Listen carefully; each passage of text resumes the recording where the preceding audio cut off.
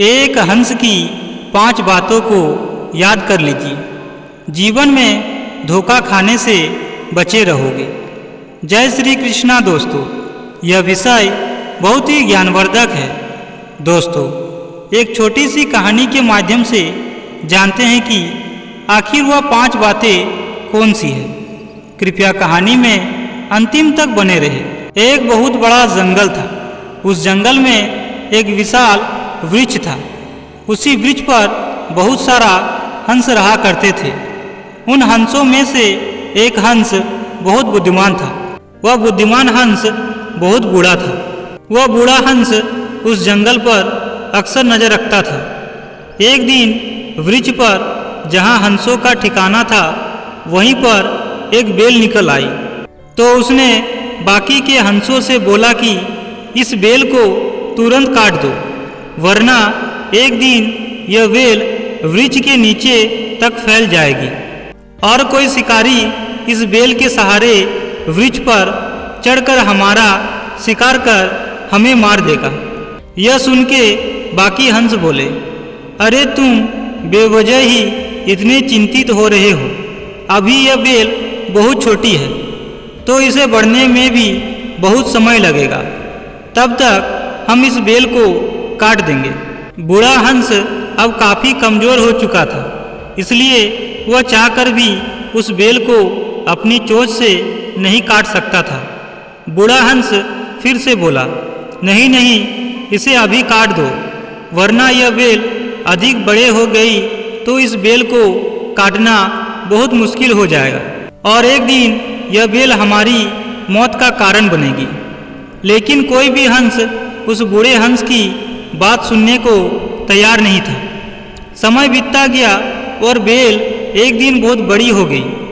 एक दिन सभी हंस भोजन की तलाश में सुबह सुबह सूरज की पहली किरण के साथ वहाँ से चले गए। हंसों ने उड़ने के लिए जैसे ही पंख फड़फड़ाए थे, तब उसी समय कुछ पंख टूटकर जमीन पर वृक्ष के नीचे जा गिरे। इधर घसियारा हमेशा की तरह उस जंगल से गुजर रहा था कि अचानक घसियारे की नज़र वृक्ष के नीचे गिरे सफ़ेद पंखों पर पड़ी। घसियारे ने पंख उठाकर देखा तो तुरंत समझ गया कि यह तो हंस के पंख है। इतना बोलते हुए घसियारे ने वृक्ष के ऊपर नज़र दौड़ाई तो देखा कि यहाँ तो कोई हंस नहीं है। घसियारा वृक्ष से लटक रही बेल के सहारे वृक्ष पर चढ़ा तो देखा कि यहाँ बहुत बड़ा घोंसला है। घसियारा समझ गया कि इस वृक्ष पर बहुत सारे हंस रहते हैं। शायद वे अभी खाने की तलाश में बाहर गए होंगे। घसियारे के मन में एक ख्याल आता है, क्यों ना सभी हंसों को एक साथ पकड़ लिया जाए। इतना सोचते हुए घसियारा वृक्ष पर जाल बिछा देता है और कहता है, जब सभी हंस शाम को यहाँ वापस लौटेंगे तो वह सब मेरे इस जाल में फंस जाएंगे। फिर उन सबको घर ले जाकर उनका ताज़ा मांस खाऊंगा। इस तरह जाल बिछाकर घसियारा वहाँ से चला जाता है और सुबह का इंतज़ार करता है। इधर शाम होते ही जैसे ही सभी हंस वापस अपने वृक्ष पर आते हैं तो सभी उस जाल में बुरी तरह फंस जाते हैं। सभी हंस बहुत कोशिश करते हैं उस जाल से निकलने की, लेकिन कोई भी उस जाल से नहीं निकल पाता। तमाम कोशिशों के बाद सब बूढ़े हंस से पूछते हैं कि अब आप ही बताओ क्या किया जाए, आप तो बहुत बुद्धिमान हैं। बूढ़े हंस उन सब से कहता है, मैंने पहले ही बोला था आप सब इस बेल को काट दो, लेकिन कोई भी मेरी बात को नहीं समझा और बूढ़े हंस की पुरानी बातों को न मानकर बहुत पछता रहे होते हैं। सभी हंस बोलते हैं, हमें माफ़ कर दो, आज से हम आपकी हर बात मानेंगे। कृपया आप अभी इस जाल से बचाने का कोई उपाय निकालें। कुछ देर सोचने के बाद हंस समझ जाता है कि हो ना हो उस घसियारे का काम है, क्योंकि अक्सर वही इस जंगल में आता जाता रहता था।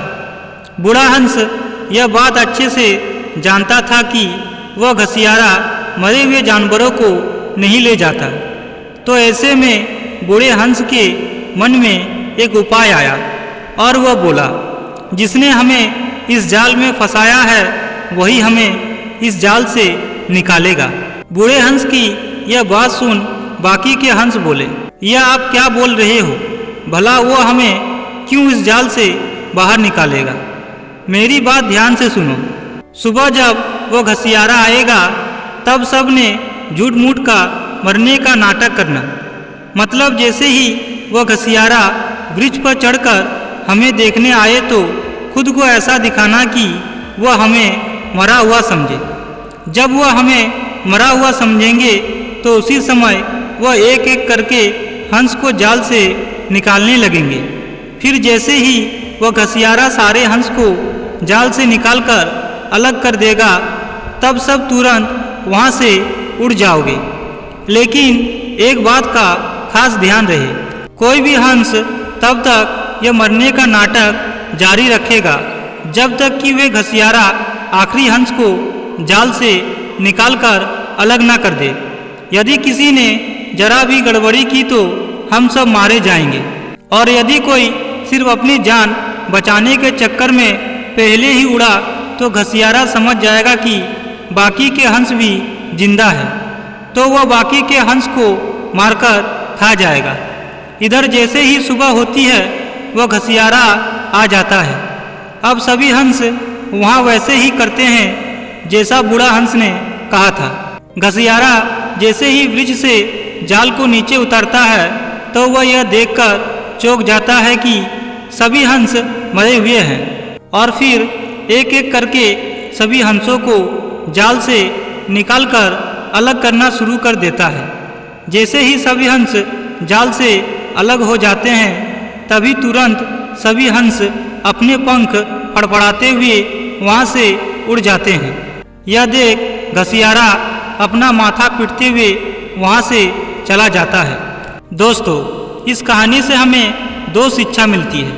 पहला शिक्षा यह है कि परिवार में हमेशा अपने बड़े बुजुर्गों का कहना मानना चाहिए, क्योंकि उन्हें ज़िंदगी में अच्छे बुरे का तजुर्बा हमसे कहीं अधिक होता है। और दूसरी शिक्षा यह मिलती है कि यदि ज़िंदगी में आपको पता लग जाए कि यह चीज़ भविष्य में हमारे लिए खतरा बनने वाली है तो उस चीज़ को नष्ट कर देना ही समझदारी होती है। उसे कल के लिए मत छोड़ो, उसी समय नष्ट कर दो ताकि भविष्य में आपको परेशानी ना हो।